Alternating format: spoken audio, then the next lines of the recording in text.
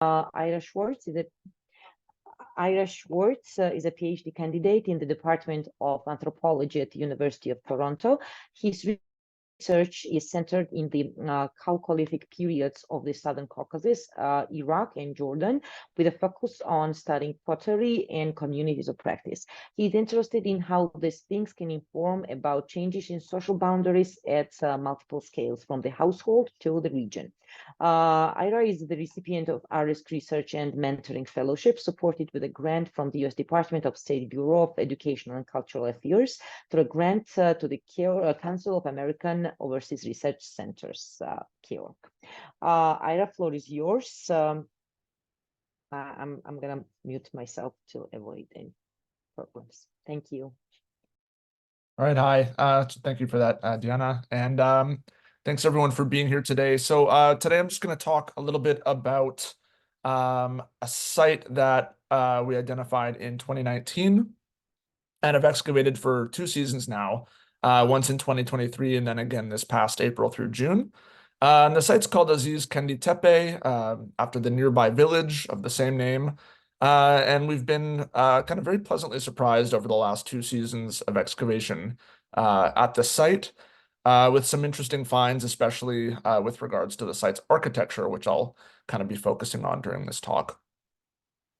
So I'm going to first start by giving the sort of obligatory geographical context of sort of the area in which we're working, and then move on to give a very brief surface level kind of crash course about the Chalcolithic period in our research area, just to kind of contextualize the things that I'll be discussing in regards to Azizkendi itself. Go into describing the site, how it was identified, and then give a summary of our excavations over the past 2 seasons. And just a bit of a sort of, I guess, preemptive statements. We're sort of fresh back from the field, so we haven't had a ton of time to go over the results of our excavations from this past season. So a lot of this is very preliminary, and analysis is certainly incomplete. But after discussing the site, I'll then go into talking a little bit about the field school component of our project, which we had a wonderful opportunity to run for the first time this year, and which was a really great experience. And then I will just sort of quickly discuss some of our future hopes and plans for the site. So I probably don't need to mention to anyone in this room where Georgia is, so I'll just draw your attention to the sort of yellow gold oval just to the south of Tbilisi. So this is the Marneuli Plain. It's about an hour drive south of the city, and this is the area in which Azizkendi is located. So you can see the site approximately located by that gold star, and it's situated more or less between Marneuli, Gardabani, and Rustavi. And the site sits next to a relic channel of the Algeti River, which now flows just a couple kilometers to the south of the site. And the landscape in this area is a mix of Cretaceous and Neogene outcrops that form substantial semi-arid foothills to the north, northeast, south, and west of our site. And then sort of the majority of the landscape is otherwise lowland Pleistocene sediments in open plains that are generally comprised of very fertile soils that are well suited to agriculture and grazing. So there's also several large rivers that flow through the area. So I already mentioned the Algeti, but also then moving sort of I guess, east to north, or sorry, southwest to northeast here. We also have the Debeda, the Hrami, and the Kura, as well as many other smaller rivers that are tributaries and flow into these larger rivers. We're also relatively close to sources of gold, copper, and obsidian, with a well-known obsidian source called Chikiani being about 100 kilometers to the northwest of Azizkendi.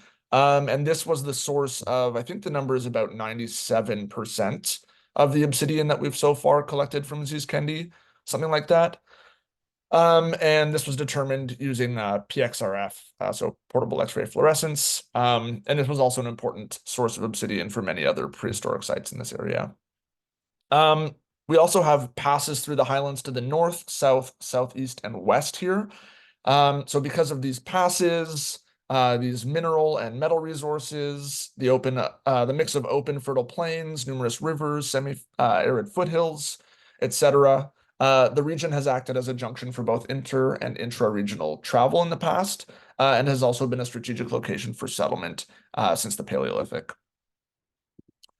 Okay, so now that we're sort of situated geographically, let's situate ourselves chronologically. So at least in this region, the Chalcolithic period spans from roughly 5,000 to 3,500 BCE, and it can be split more or less into two phases. So there's an early phase that begins around 5,000 BCE and ends around 4,000 BCE, give or take a couple centuries on either end there.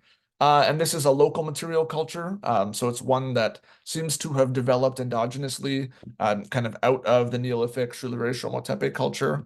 And it is referred to as the Sioni culture after its type site. And I'll just take a second here to quickly note that, I'm going to talk about cultures a fair bit throughout this talk. So Sioni, Tsopi, Leilatepe.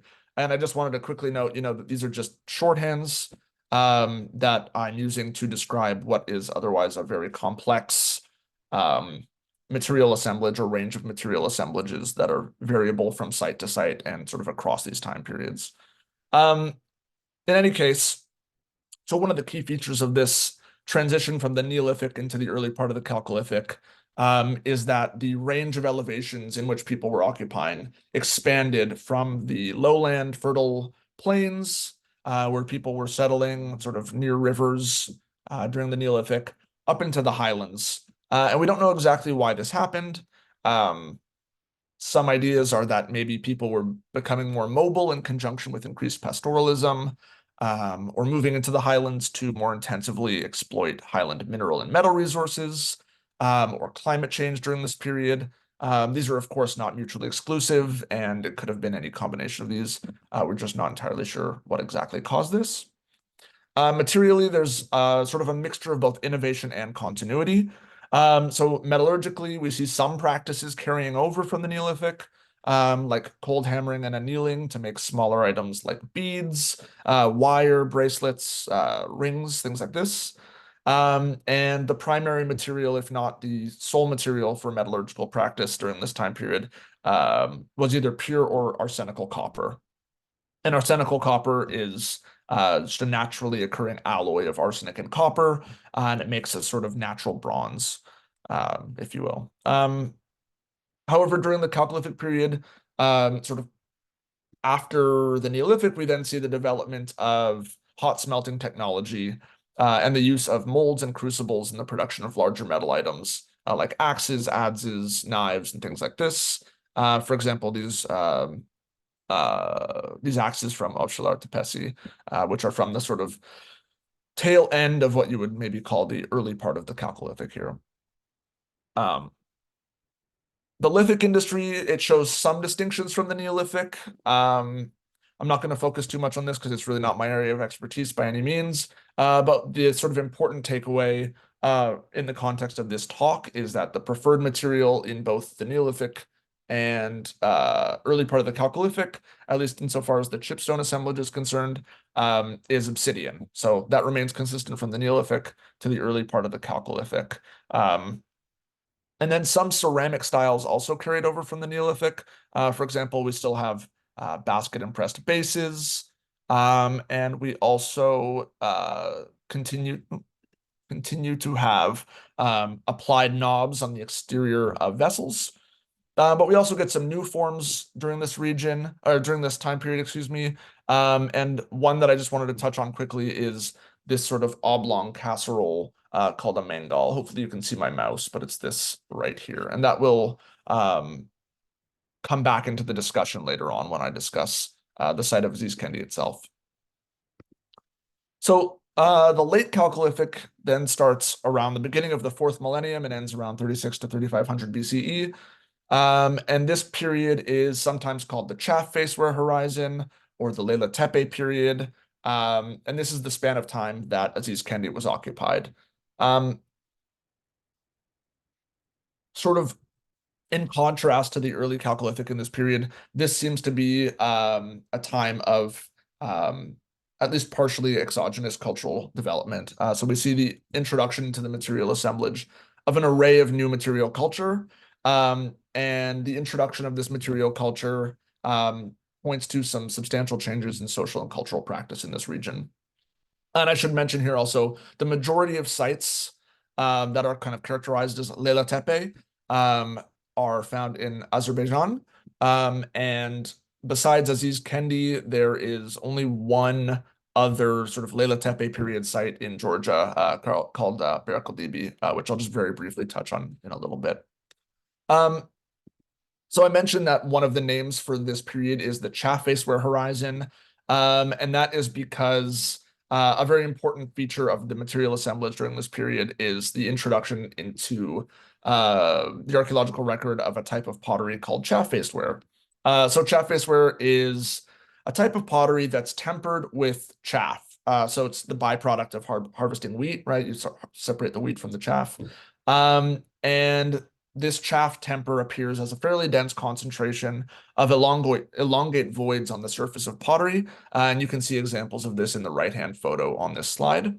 And while the chaff inclusions in the pottery make it a very visually distinct type of pottery, that's not really what's important about it. What's important, at least in the context of our present discussion, is that we find this pottery often in very well-established Mesopotamian forms. And because of this, it's generally been viewed as a type of pottery that was either brought from Mesopotamia or built locally, but in Mesopotamian styles. But either way, its significance is that at sites where it's found, we can infer a relatively strong connection with Mesopotamia, either through trade, the exchange of ideas and technology, or the presence of Mesopotamian people, though of course this latter possibility is notoriously very difficult to demonstrate archaeologically. So in addition to the sort of emergence of chaff-faced-ware in the ceramic assemblage, we also see several new material types entering the material record during the Late Chalcolithic. So for example, we see clay sickle blades and stamp seals, albeit rarely. And these are very, very Mesopotamian items and not previously present in the South Caucasus, to my knowledge, before the Late Chalcolithic. We also see a shift in the lithic practices during this time period. So as I mentioned, during the Neolithic and early part of the Chalcolithic, obsidian is the preferred material for the chipstone assemblage. During the Late Chalcolithic period, chert becomes a much more popular material to be used in the chipstone assemblage. So it doesn't replace obsidian, but it sort of becomes more widespread. We also see the development of new burial practices. So for example, we see infant jar inhumations, so child jar burials, and we also see the development of a novel burial practice, which is the building of kurgans, which are essentially earthen or stone burial mounds. And it is during this period that we get the first examples of kurgans. Then we also sometimes get child jar burials in the sides of kurgans. And this kind of goes to highlight that this is a time period where ritual practice and cosmology was also in flux, not just material culture. We also see during the Late Chalcolithic an increased exploitation of mineral and metal resources and new ways of organizing space by function. And a good example of sort of both of these things at once is the possible metallurgical workshop from Leilatepe, which is the type site for this period. We also see an increase in the presence of molds and crucibles that show a more intense use of hot smelting for large copper and arsenical copper items.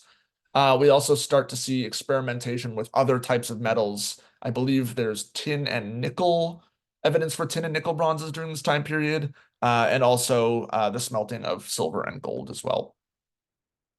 And we also see an increase in the use of rectilinear mud brick architecture. And I'll just quickly point out, so bottom left of this slide here is Berkeldibi, which is the other Leilatepe period site in this region in Georgia. And unlike Azizkendi, which is a settlement, it seems, Berkeldibi is one building with a surrounding wall and a central hearth with no clearly associated contemporary settlement. And so the interpretation has generally been that it's either a public or religious building, but definitely of a different character than Azizkendi. Anyway, back to this sort of rectilinear mud brick architecture. So this change in architectural practices is sort of part of a general trend in increased diversity of architectural practices from the Neolithic through the late Chalcolithic. During the Neolithic and the Leilatepe culture, we generally see that architecture appears as these sort of cellular arrangements of round mud brick structures. And then during the early Chalcolithic, this sort of expands to include round semi-subterranean buildings with wattle and daub superstructures, circular and curvilinear mud brick buildings, and stone architecture. And then towards the end of this early phase of the Chalcolithic, we start to see the first examples of sort of rectilinear mud brick architecture, for example, at sites like Mentesh Tepe and Ovşalar Tepesi. And I just really love this image here from Mentesh Tepe, where you've kind of got this sequence of architectural practices all shown in one photo. So you've got a Neolithic structure on the right-hand side of this image, and then an earlier Chalcolithic structure that had post holes that probably supported a wattle and daub structure, and then sort of sitting directly above that, this sort of rectilinear mud brick architecture. Then in the late Chalcolithic, we start to see a further increase in the amount of rectilinear mud brick architecture at sites like Leilatepe, Berkeldibi, Boyokesek, Poilutu, and Gallieri. And this increase coincides chronologically with the appearance in the material record of these other sort of categories of material culture that I mentioned a moment ago. But interestingly, at most of these sites, rectilinear architecture doesn't replace previous architectural practices. It's sort of incorporated into the range of practices and exists alongside other architectural practices as well. So for example, at Boyokesek, where we see in the southern part of the site, this sort of hodgepodge of styles with round mud brick structures and curvilinear structures with post holes in them. And then I think it's something like 20 meters away, this sort of rectilinear mud brick architecture.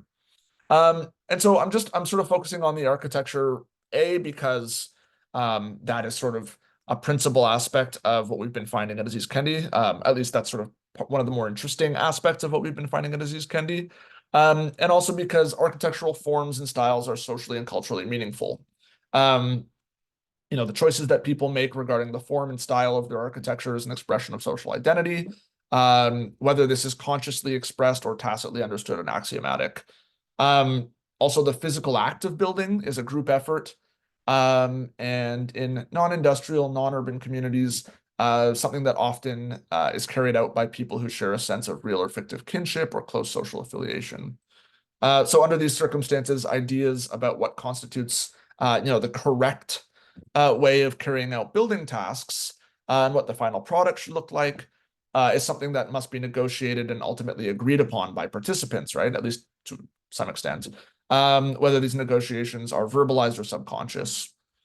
And decisions made in the context of architectural construction can range from, what the correct size and shape of mud bricks are, to the placement of rooms and activity areas, to the location of buildings within a site itself. So all these decisions, they're partially influenced, at least, by shared beliefs, expectations, learned practices, etc., among the people who are participating in the building process.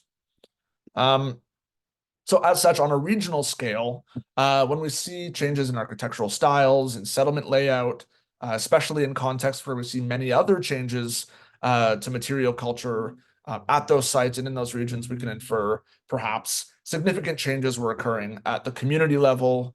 In the present case, we're seeing potentially changes in cosmology and ritual practice, changes in economic practices, and changes in social and cultural identity, sociocultural identity, excuse me. So with that out of the way, I'll now shift to talking about Azizkendi. So I'm just going to quickly describe the process of identifying the site first, and then I'll talk about our excavations there and kind of try to place it in this context that I've just discussed of this sort of time period of changing sociocultural identities and practices across the later part of the Chalcolithic. So the site was found during pedestrian survey that we conducted in 2019 while our team was working on building a predictive model for identifying new Neolithic and Chalcolithic sites. So the area of Azizkendi, which at the time was called GAS 113, was initially identified using satellite imagery and spy plane photos. So Corona and Landsat 8, which is basically just Google Earth. And because it had this sort of anomalous shape on our map that we were looking at, we marked it as a polygon that should then be ground truthed in the field. And the site itself, as I mentioned earlier, sits adjacent to a now relic channel of the Algety River. So it's just on the south bank of this river, kind of on a low rise. And it was formerly home to a Soviet period slaughterhouse, which is now in ruins, and the debris of it occupies much of the eastern part of the site. The site's also bisected by a more or less north-south oriented canal cut. And there is a wheat field that occupies the southern part of the site that was fallow during our initial survey of the site, but has unfortunately since been planted, and so we haven't really been able to explore that part of the site further, even though we sort of had ambitions to do so early on. Also, because of the slaughterhouse and its sort of like extensive rubble scatter, a lot of the eastern part of the site is kind of damaged and obscured. And this has made it a bit difficult to assess what the total size of the site would have been.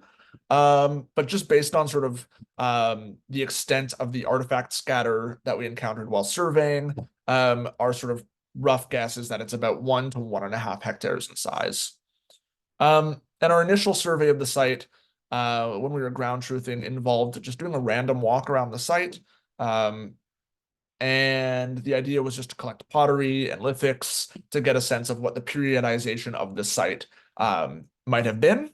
And the first thing that struck us during the course of these pedestrian surveys was just the amount of chaff-faced ware and chert that we were finding on the ground. And all of the pottery that we were finding was and has continued to be Chalcolithic period.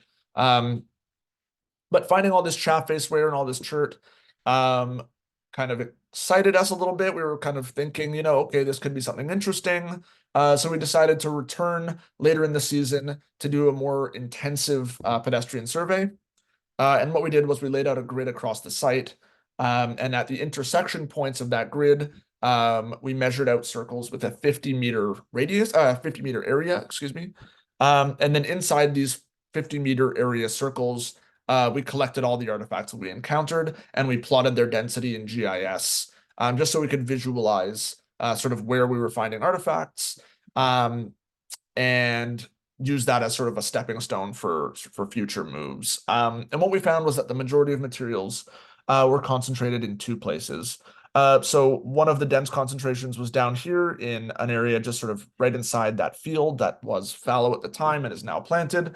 And then the other area where we found large densities of artifacts, or relatively large densities anyway, was on the eastern side of this low mound here that is directly adjacent to that north-south canal cut. And hopefully you can see my mouse when I'm doing this. If not, I apologize. However, after we sort of did this intensive survey and plotted this data, we were basically at the end of our survey time for 2019. And we were so excited to come back in 2020 to apply for excavations, but of course this didn't happen because of COVID-19. So eventually in 2022, we were able to come back, this time with generous support from Erisk, to continue our pedestrian survey in this region. And we did apply to do small-scale excavations at Azizkendi in 2022. And our plan was to start by cleaning 3 sections along the canal cut to sort of corroborate what the subsurface artifact density was with the surface artifact density. Basically, we just weren't sure if the distribution of artifacts was because that was where the extent of the site was, or if it had something to do with, the process of clearing land to build this slaughterhouse. So we wanted to kind of get a sense of what things looked like below the surface. We also then planned on digging 2 3x3 meter squares in the parts of the site where we had the highest density of artifacts found during our survey. And then we also wanted to place 7 cores throughout the site to try to get a sense of what the depth of occupation might have been, and also what the subsurface sediment might look like. And that subsurface sediment thing was for a different project that we haven't really continued. But anyway, unfortunately, in that year, we were unable to get an excavation permit. So we had to nix the idea of excavations, but what we were able to do was the coring and the section cleaning. And at the very end of cleaning the northernmost section here, we came sort of up against what we interpreted at the time to be a beaten earth surface. So this is a photo actually from 2023. It's just easier to see what's going on here. So in 2023, we came in and sort of expanded the section and sort of cleaned it out a bit more so we could get a better look at it prior to excavations. So here, this is what we thought was initially that beaten earth surface. But it turned out it was actually 3 walls. So we've got this sort of north-south running mud brick wall here, another wall here, another wall here, and then just one sort of fallen mud brick here.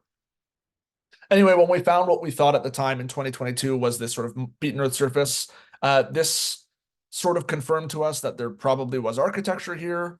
So we planned once again to try to return in 2023 to try to open up 3 small excavation areas.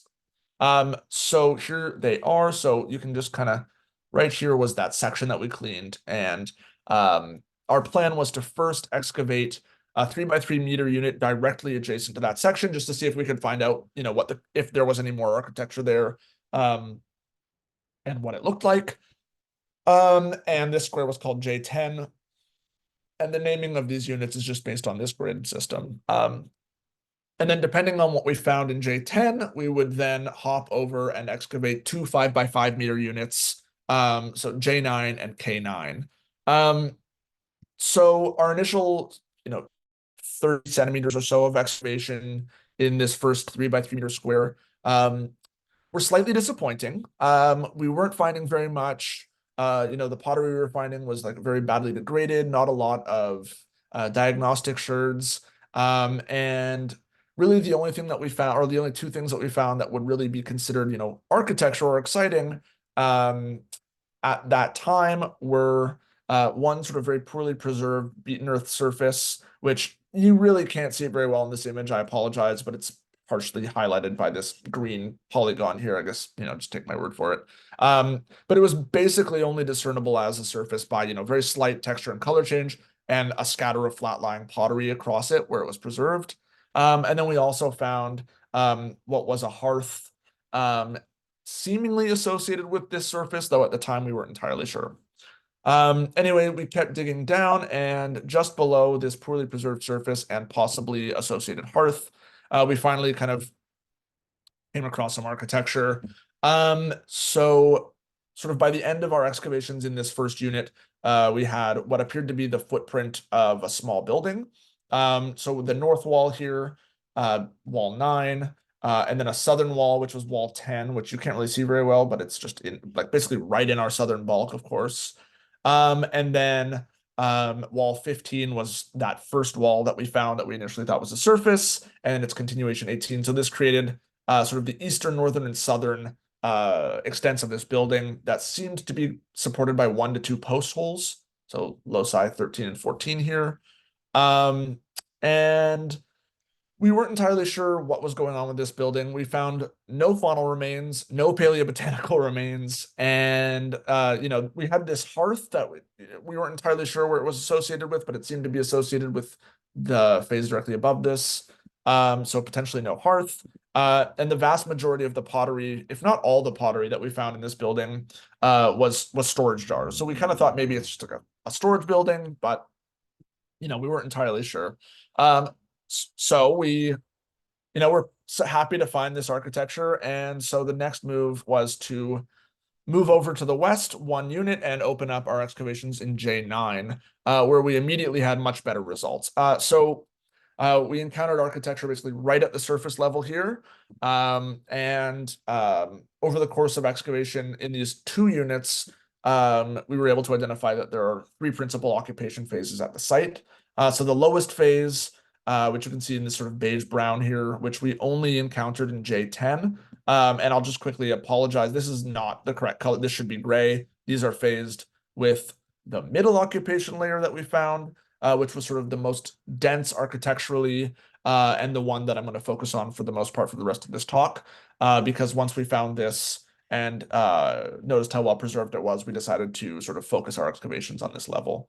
Then above that, basically right at surface level, was a very, very poorly preserved upper layer that was basically just represented by one wall and four pits.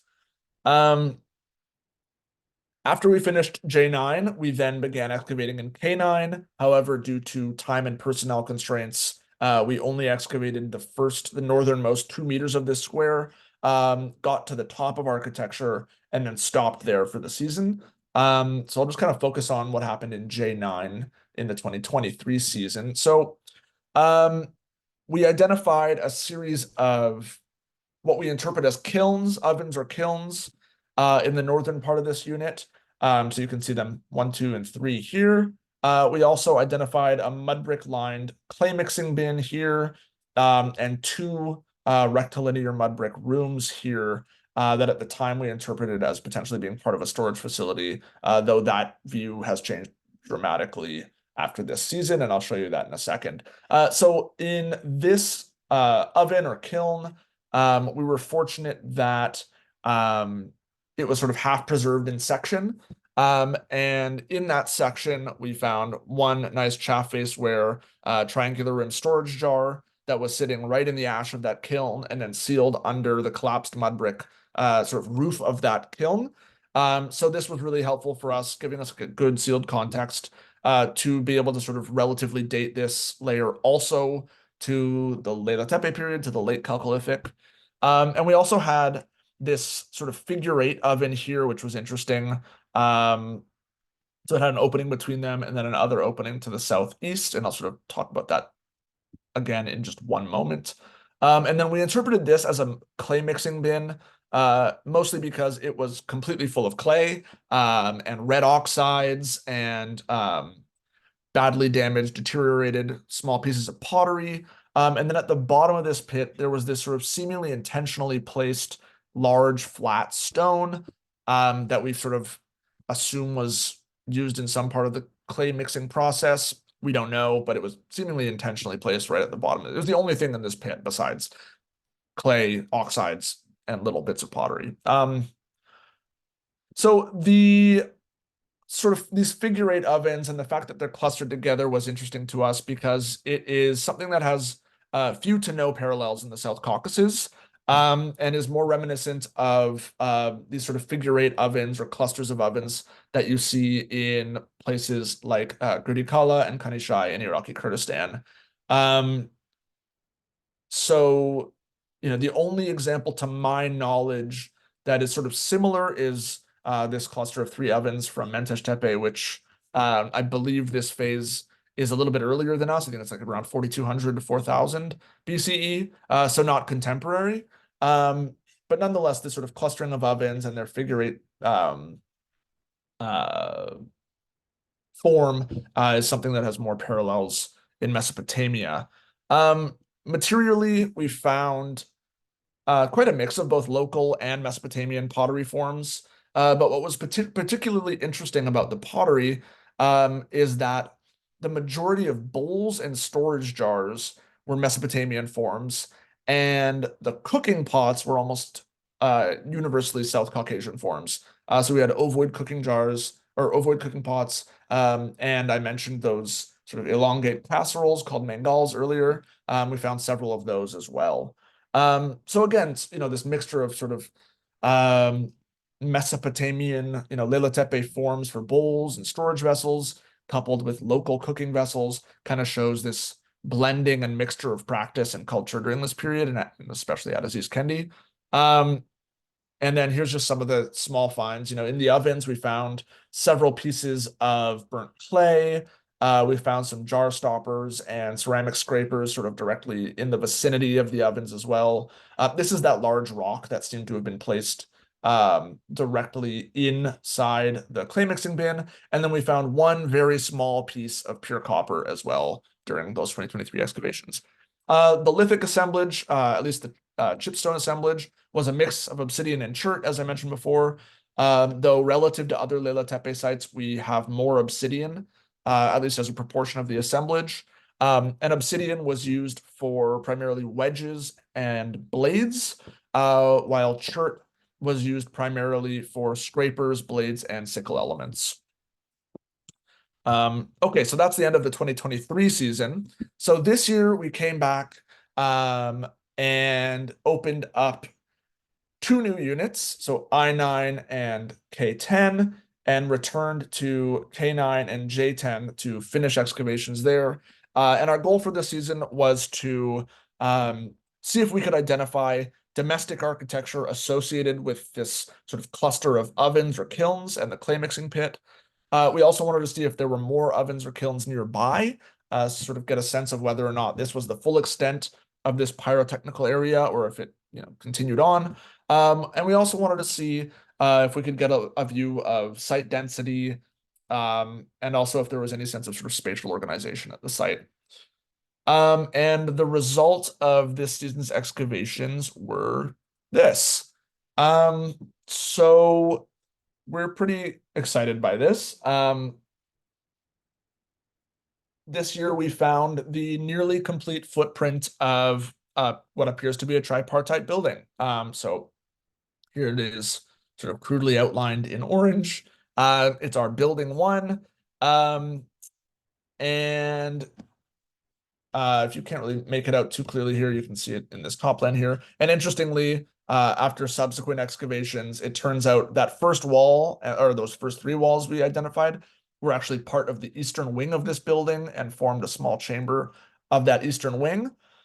And that hearth that we found that was associated with that badly preserved surface was the central hearth of this building, and that surface was the occupational surface of this building. So, it all added up in the end. Anyway, so for those unfamiliar, a tripartite building is essentially a style of architecture that developed across the Ubaid and Uruk periods in Mesopotamia, so like late 6th through 4th millennia. And it's partially, that time period being partially contemporary with the Leilatepe period. And it's characterized by a central room or courtyard that's flanked on either side by an arrangement of rooms, and it can be really any number of rooms. And these are used in both domestic and public architecture. And its significance at Azizkendi is that it just kind of further highlights this degree to which Mesopotamian culture and practices had sort of permeated this part of the South Caucasus during this time. And there is only one other, I think, possible example of a tripartite building from the South Caucasus. And this is also from Mentesh Tepe, and also slightly earlier than us. I think it's like the tail end of the 5th millennium. And this is a very rare occurrence outside of Mesopotamia. To my knowledge, there are only a few sites in Eastern Anatolia. And there is, I believe, at least one example from Godin Tepe in Iran. Though please let me know if you know of any others. But yeah, so this was a really exciting find for us. And in addition to this building, we also found the possible footprint of a second tripartite building just next to it. So this is our building 2. We only have 2 chambers of this building, so we can't say yet whether it is a tripartite building.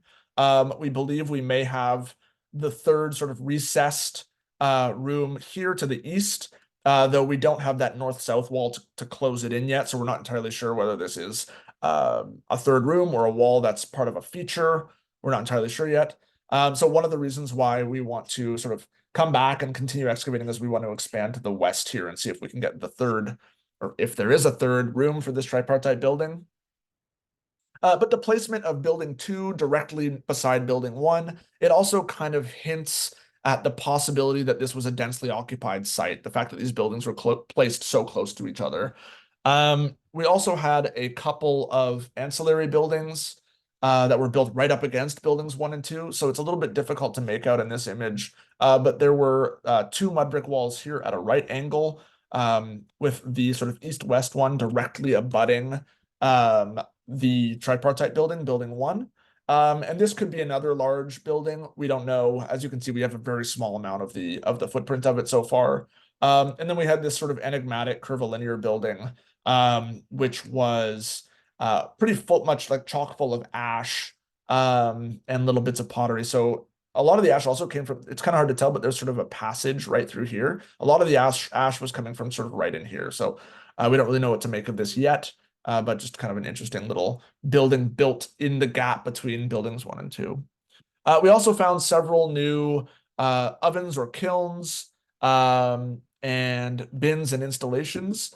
And interestingly, all the new ovens/kilns that we found were sort of clustered in the same vicinity as the oven/kilns that we found last season. So this, of course, raises the question of who they served, right? Well, first of all, we don't know that they were all in use at the same time. They all seem to be from the same phase. So, I want to be kind of careful about assuming that they were all in use at the same time. But, were these clusters of ovens meant for use by a single household? Were they meant for use by a segment of the population at the site, or were they sort of serving the whole community? We don't know. But what is kind of interesting about their location is that they seem to be sequestered from the rest of the site by those 2 walls that I mentioned. Actually, I'm going to go back, sorry. These 2 walls that I mentioned earlier that were incorrectly phased in this top plan. So this wall abuts the tripartite building, and it sort of forms a boundary between the western part of the tripartite building and these ovens and kilns. So it's very tempting to say then, okay, well, maybe these were associated with this tripartite building, and the occupant of this building, they were craftspeople. I don't know. It's one idea. It's obviously a tempting interpretation, but I really have nothing to substantiate that. And I'm, of course, interested in hearing any alternative possibilities that people have in the room. And then I just wanted to really quickly just go back to this first square, this first 3x3 that we just had the stupidest, dumb, bad luck of placing directly in the middle of the central chamber of this building, and how, discouraged we were for the first like 30 centimeters of excavation, finding, very little material. And if we had just placed that square, 20 centimeters in any other direction, we probably would have identified this tripartite building like in the first season. But c'est la vie, right? Okay. And then I apologize, my documentation of the finds for this season is still very much a work in progress and incomplete. So I'll just touch on this kind of quickly. For the most part, there's a lot of similarities to the 2023 season, not a ton of surprises.